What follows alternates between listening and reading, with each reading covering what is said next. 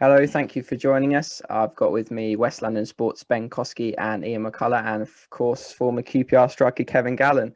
Before we start, guys, I just want to say a big thanks to everyone who's subscribed to our channel. We've hit 1,000 subscribers today, which is a good achievement for us. Yeah, if you've not subscribed yet, please do. So hopefully we can keep making some videos you enjoy. Yeah, on to the football then, obviously. Third away went on the bounce on Saturday. Really another good result to end the season. We spoke on here before about Mark Warburton and the away form and how good it is compared to managers who've, preceded him not too long ago. But I was thinking, Kev, like, why do you think this team is so good away from home? Like, what lends itself to being so good? Like, with the way Mark Warburton sets up, like, what do you think it is? That's a good question. I would suggest, maybe I wouldn't say pressure because there's no crowds at the moment, but I think we've got quite a good bit of mobility in the team, especially when Willock plays, and Lyndon Dykes has got good mobility. The pitches are usually bigger because QPR's pitch, I know everyone thinks it's really small. It's not that small, but the pitches are usually like Stoke's pitch would be a lot bigger than I'd say QPR. More space to play in, and I think more just a bit of freedom, but also I think the away form since January again has been really as good as it gets in the Championship. Will I be right in saying that? And with good players like Johansson coming in the team and the switch in formation, I just think it suits teams to. It suits QPR to go out and play the sort of expansive style of football, and at the moment it's working very well. Yeah, I mean, I think they're 10th in the away form table, or not just away table, at the moment in the season. And bearing in mind how bad the form was in the first half of the year, most of those away results obviously would have come in the second half of the year. So to get up to 10th, I think really shows just how well they've done away from home. And like you said, you referenced it there. Maybe having no fans also kind of helps. But I would say also the system as well, going to the three at the back and the fullback, the wing backs. When we have the ball, we make the pitch really big, and I think it's helped, and it creates space for the creative players in the team like Johansson, Willock, Chair. They get a little bit more time and space, and it's really suited us. The wing backs are overlapping all the time, and given when Chair comes inside, a lot of I've seen Wallace really bombing down the left hand side and him slipping him down the line for him to put a good cross in. So I think the system and the better quality player since January suited QPR playing away. Yeah, 100%. It was the first league goal for Osman Kakay. I hopefully you say that right. I never know how to pronounce it. Is it Kakay? Hopefully it's right. First league goal, I think, because he got one in the cup, I think. So he's obviously had some good moments and some not so good moments this season. He spent a lot of time out of the team as well. But I mean, Ian, where are you with him at the moment? He's obviously come in and had a pretty decent impact, obviously with Todd Kane out. I mean, what are your kind of thoughts on him? Do you think he can kick on and be a big player next season, or are you still kind of at the point where you think he needs to be treated with a bit of caution and he needs to keep developing at his own kind of pace? Well, he's not a kid anymore. He's 23, 24. So, yeah. He's not really a project player anymore coming through. But I think he deserves a hell of a lot of credit because, frankly, he struggled quite a bit against Norwich and Middlesbrough, and particularly in the first sort of 20 minutes against Swansea. But what I've always said and what I like about Kakay is he keeps having a go. He keeps trying.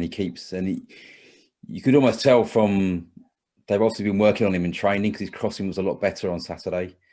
He was getting involved, and you don't have to be the greatest player in the world, but if you have a go and keep trying, luck will work out for you. And I think that certainly worked with him. By all accounts, he's a really good lad. Well liked around the club. He's got a good attitude. He's very wholehearted. He deserves real credit for his goal on Saturday, and and well done to him. I don't think that should stop QPR going out and looking for another right back or a right wing back in the summer. I think with Kakay, what's another string to his bow is that he can fit in into a central defensive role. You could probably stick him in midfield, you know, try and close out a game, last 10 minutes, that kind of thing.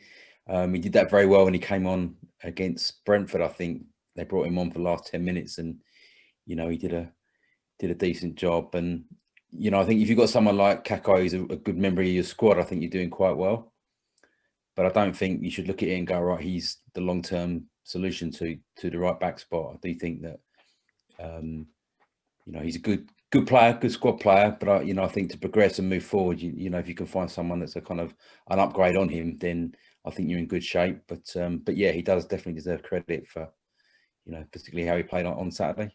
Yeah, I think the versatility definitely does him a few favours. Like you said, obviously he's been used at the centre back spot as well this season. Yeah, that win, obviously, Ben, confirmed a top half finish this season, which I think we'd all be lying if we said that that's what we expected when we got asked that question in December or January. It's just been a really positive second half of the season. And I mean, in terms of when you compare it to recent years, I mean, they did okay, obviously, last season, but it's definitely by far this team that they've got in place now has been the best team they've had for quite a few years, isn't it? Yeah, I think what's been really encouraging these last few weeks, Dan, is the way the team haven't fallen away. Because quite often in recent years, we've seen QPR get to 50 points or thereabouts. Didn't it? Last season's a good example, and I would say perhaps the 2 seasons before that as well. They get to a position of safety and then just drift a bit for those last few weeks. And what's been really impressive is there's been none of that. They've kept going. They've clearly shown the desire to get up as high up the table as they can, to improve on last year, which is now guaranteed. And I think going back to what Kev was saying about the way they play away from home, I've also noticed there's just perhaps a fearless streak to this QPR side. It's quite noticeable that they can be away from home against one of the top sides in the division, and they're not sitting back. They're not sort of trying to hang on and just frustrate the opposition. They play their football and keep going for it. And I think that there's a lot of encouraging signs there. And you're the stats man, Dan, so correct me if I'm wrong, but I think should they beat Luton in the final game, that would be the highest points total in a non-promotion winning season for 25 years. Ben, I'm gonna take your word for it on that one. I'm gonna trust your. Well, I looked it up, so I know it's right. But I thought I'd defer to you anyway. But you know, but seriously, that's, if they can do that, that's quite an achievement. And as you said, they're guaranteed a top half place. Could be as high as 8th even. So 8th, 9th, 10th, 11th, whatever it be, I think everyone would say that's got to be a job well done and very positive for next season. Yeah, it's progress at the end of the day, isn't it? And then, I mean, another positive from the game was Charlie Austin breaking his run of games without a goal. Obviously came in at the start and had a really positive impact on the team, scored quite a few goals. Then obviously he went a few games without one. Then he had the suspension, so it's been a little bit of a tough spell for him. But you know, really good finish on Saturday. Kev, I was just thinking, like, obviously he's 32 in the summer.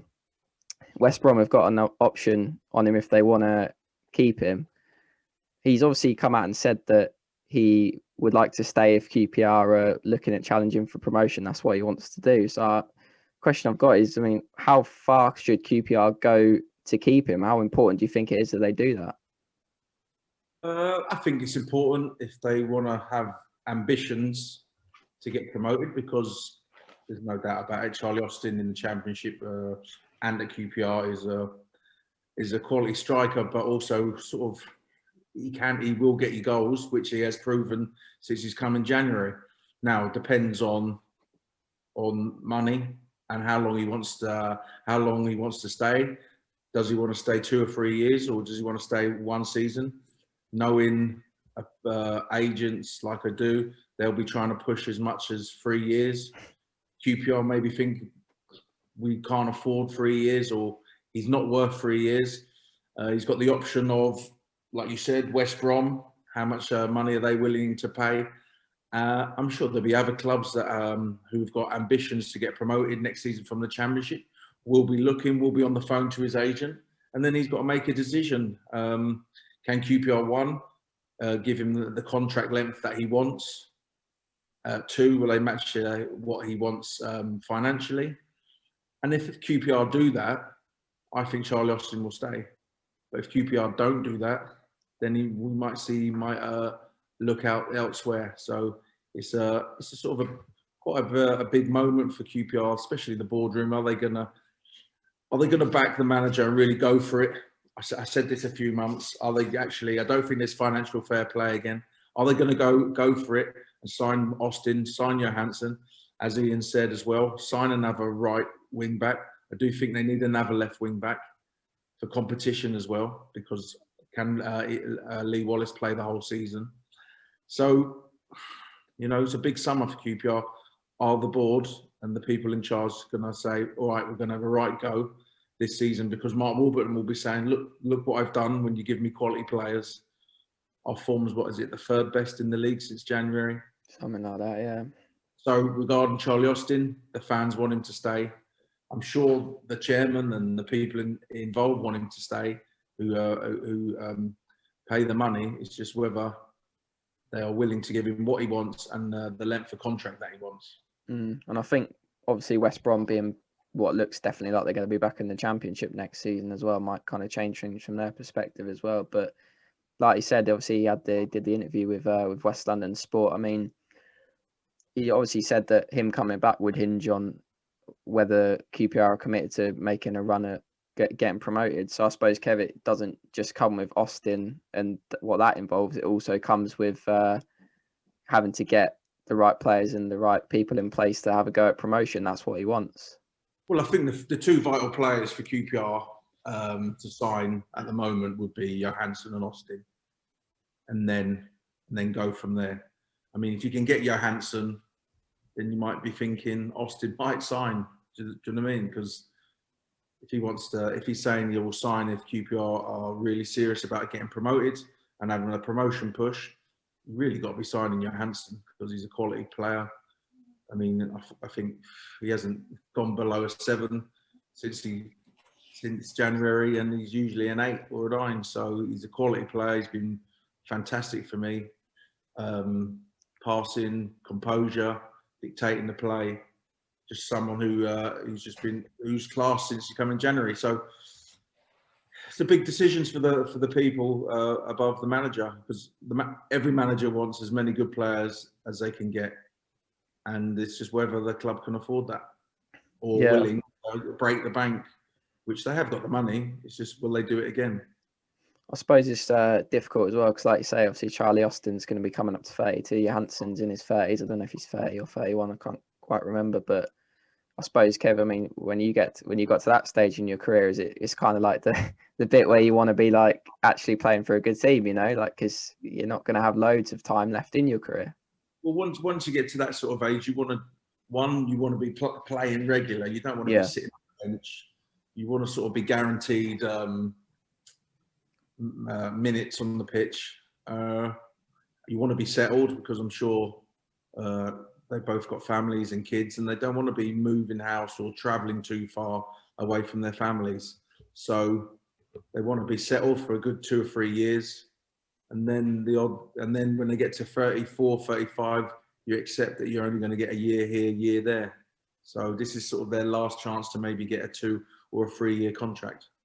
It's very much, I suppose, from your perspective, okay, you think it's very much in there, like they've got the players, they don't really need to go hunting around for loads of like different players scouting now. Obviously the wing backs is another issue, but in terms of like the 2 players, they've, like you said, they've kind of got them there already at the club, just not permanently. Like they're kind of there, what they need to do. It's just whether they can do it or not.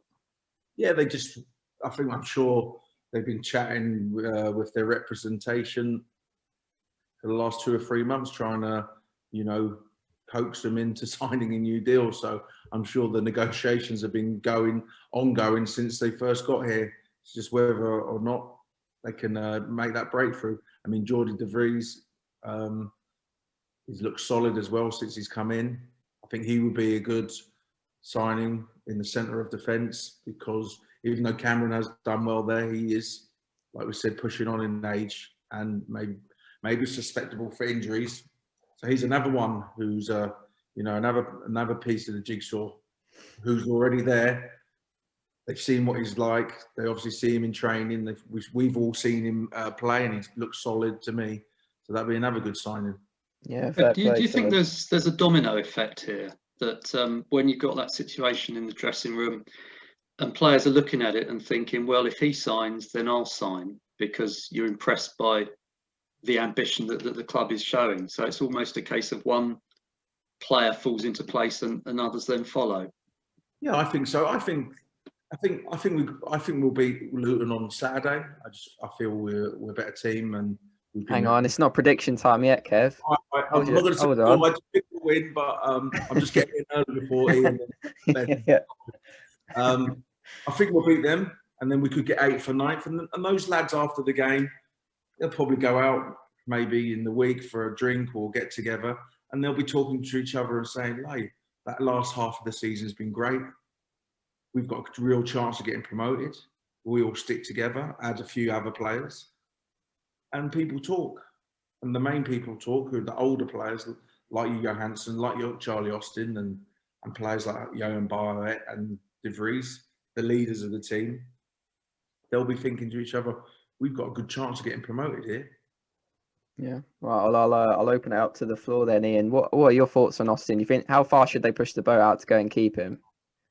I think you've got to be careful with the FFP, because it might be on hold next year, but it probably won't be the year after. And, you know, you don't want to get in a situation like they were before. They've got themselves onto a bit more of an even keel with wages and that. You don't want to be sort of like where Derby are now, because you're overpaying players that you can't really afford. So I think they've got to take that into account. I think here the key to this could potentially be how well Lyndon Dykes does in the Euros, because he's had a good end to the season, and I'm not saying he's worth silly money at the moment, but how football works, you've only got to take a club who's looking at a striker who's in form, There's already been some paper talk, isn't there, about if Dykes scores 3 or 4 goals for Scotland at the Euros, and he gets another 2 at the weekend against Luton, it takes him to 15 for the season, people look at that and they'll go, you wouldn't be beyond the realms that someone comes in and offers 15 million quid for him. So in that case, I'm not saying it will happen, but it could happen. This is football. You know, a Burnley or someone like could come in for him and say, well, it could happen. So in that case, then you might have to sign Austin, because, you know, if Dykes was to go, you need another striker, an experienced striker, and then that perhaps could be the key. You sell someone to fund the money to keep Johansson and keep Austin. But I do think it would be difficult to sign both of them. Just the money they'll be on. Johansson's got another year at Fulham. They'll want a transfer fee. Would they want to sell him to QPR? They're in the same division. Are they going to pay him out? Probably not. Does he want to be there? There's an argument that he doesn't. If you're a club, every time you get promoted, you get bombed out on loan somewhere, you're not really going to want to stay, are you? But at the same time, it comes down to money, and what he's on at Fulham, he isn't going to earn at QPR. Is he willing to take a pay cut? Will he get a payout from Fulham? There's all sorts of variables that go on there. I mean, Kevin would know more about this than I do. But it depends. In his contract last season, got promoted. His wages might have went up 15, 20 grand. Now they got relegated. Yeah, which they are they are getting relegated. Then whatever's in his contract, he might have back to what he was. But it was still Fulham have been big payers, so he'll still be on a big, more than what Rangers really can afford. It is a difficult one, because it's a case of, are they going to take a gamble, or are they going to be, like they have been over the last few years, sensible? Because these players, Charlie Austin and Stefan Johansson, haven't got any sell-on value. The model that we've been hearing over the last few years are signing players who have got sell-on value. So that would go against the whole, structure of what they've been talking about the club in the last 4 or 5 years. But eventually, at some stage, you just think, are the owners actually going to go for it and reel back the manager? Because let's be fair, the manager, I thought he was a dead man walking after the Wickham game, but he has completely turned it around. It's like Lazarus. Unbelievable. It is amazing. I think it's kind of easy like to forget about that as well. Like we all just kind of talk about how well they're doing now, but like you actually got to think about like how many managers actually come back from the brink like that. Like when they get into a bad run, there's not many, is there, that come back, especially like a club like QPR. I do think early in the season that they weren't playing abysmally. There were games they just couldn't score. Dykes there were some games, Barnsley away, Swansea at home, where they weren't great, but they weren't the fine margins of all that, as you always say. But it was, you know, they would work. You couldn't score numerous times early. Sorry, Ian. Sorry? Right. We weren't playing badly, but we couldn't score and we kept conceding. Now we can score and we're solid at the back.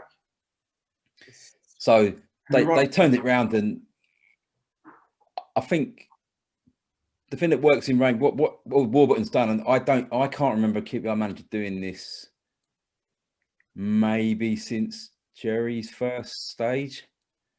There's a real identity to the team. You know how they're going to play. You know what you're going to get, and I think that's a reason for the good away form. Because, and also, I mean, there was a time in previous Rangers would lose one game, then they go and lose 5. This team under Warburton, they can lose a game, but they've shown they can bounce back and win the next game. Well, they might lose 2 games and then they bounce back. But because they got an identity in the way they play, everyone knows what they're doing. There's a style of football, and that certainly lends itself to away teams. I mean, that second goal against Stoke on Saturday was a fantastic goal. You know, and it was almost like a routine win. When's the last time QPR had a routine away win? I think, you know, no such thing, Ian. Exactly, it just doesn't happen. You know, I've been watching QPR for odd years, and it's very rarely you see a team just turn up and go. And I didn't get out of third gear, and they won that game on Saturday. The managers deserve immense credit for that. But what's happening there, Ian? You're 100% right. A routine win, but every sort of player in that team knows the way we're going to play, knows that system now. Even when one player does sort of come out and another one comes in, even when Adoma plays right wing back, comes in and he slots in straight away, no problem. And that says a lot about work done on the training ground, and it says a lot about how well the manager's done. Yeah, just coming back to Austin, I'll give you your say, Ben. I mean, what are your kind of thoughts on it? I mean, with like we just touched on there, with Dykes doing so well, and you know, he's gone from someone that didn't look like he could score at all to someone who doesn't look like he's going to miss when he gets a good chance in front of goal. Like, does that lessen the need for Charlie Austin? Do they still need him as much as they did? I mean, what are your thoughts on it? I mean, Ian made a good point there about how Lyndon Dykes does in the Euros, which can play a massive part. And I know you referred to the suggestion that Burnley were interested in him, and I would actually. Yeah, and you know what? A club like Burnley, who are one of the few Premier League clubs that do recruit from the Championship and usually do it pretty well, I wouldn't certainly rule that out. I think as regards Austin, the bottom line is that for me, they shouldn't be looking to get him in at any cost. I mean, Kevin's spoken about the length of contract and so on, and obviously Charlie Austin will be looking for a certain length of contract, and I've got to say I would have huge misgivings about giving someone at his stage of career with his injury record a 3-year contract. I think that would be a massive risk. I think if all parties want to do a deal that's some sort of compromise, that's maybe a 2-year contract, then yeah, potentially that could work. But I just feel a lot of fans, I think, will be looking at this and kind of feeling that they must get Charlie Austin in, that it's essential, that it will sort of be the cornerstone on which next season's prospects hinge. I don't think it is. I think it would be great if they can do a sensible deal. If they can't, I don't honestly think it's the end of the world. I think they will need, if they don't get him, they will need another forward, certainly. But it doesn't necessarily have to be Charlie Austin. And I think that applies as well with the other loan players we've talked about. Again, in an ideal world, you want to get Stefan Johansson signed up. You want to get Device signed up. If you can't get them for whatever reason, then you need to look at getting a similar kind of player. And definitely, as I think everyone's agreed, someone who can perhaps who could play either side as a wing back. I think effectively maybe a replacement for Rangel would be who could do that. Would be an ideal recruit for the summer. But my feeling is, if they can do a sensible deal for Austin, that's great. But let's get hung up on the idea that it's a must, because for me it's a must. Sorry to interrupt you, Ben. I think I kind of agree with what you're saying. I think what's been kind of encouraging as well is that Austin's come in, he's done really well, but I haven't been relying on just him for goals. His presence has coincided with an upturn in form, but they've won games when he hasn't played. They've scored goals and won games when he hasn't scored. So he's been part of the team that's done well, rather than being, they're relying on just him to score goals. But yeah, I do think that it's a tricky one, isn't it? But I think it would certainly give the support base a massive boost if Charlie Austin was to sign. And I just hope they need to make decisions early, because their problem was last year they didn't sign enough players at the start of the season. It left them short, and they had to move in January to bring players in the loan window. So they've got these guys in they've had on loan. They need to make decisions sooner rather than later, I think, and say, right, this is going to, so we can start next season hitting the ground running, rather than, wait until. I think you're right, Ian. I think I would just be mindful of the, the thought that in the past the club have gone down the road of bringing in a player that they think will make the fans happy, which is not necessarily the right player. Yeah. And also, as we've talked about resale value, and there was a period where the club was bringing in no players with resale value. So I think, again, they've got to be careful on that front, because that is the model that they've committed to. And arguably, not saying you can't have any players without resale value, but you probably can't be looking to bring in too many players that are the wrong side of 30. That's the honest truth. Indeed. Right. We'll move on to our predictions then. Kev's already said that he's thinks QPR are going to win, so we'll let him go first with his actual score prediction. Oh, and he's on mute. It's the noise upstairs. It happens. I'm going to go 3-1 QPR. Who are we next? Go on, Ben. I can't go 3-1 because Kevin's taken that. So no. So I'm going to go 2-1. Win, by the way, just to be clear. I might as well say mine, because mine was 2-1 as well. So there you go. I've copied you, Ben. Go on, Ian. What are you saying? Luton have had a good second half of the season as well, to be fair to them. They've done a lot better than I thought they would this year. But QPR are a better team. Yeah, I'm going to go with 3-0. 3-0. There you go. I don't know if we've had a 3-0 this season. That might be a first. But yeah, there you go. Our final predictions of the season. Thankfully, it did turn out like it did, because I think it would have been a bit of a miserable 6 months if they'd have carried on like they did for the first few months of the season. So I'm pretty glad they turned it around, because it's made doing this a lot more enjoyable anyway, not having to talk about losses every week. But yeah, thanks for watching, everyone. Hope you enjoyed it.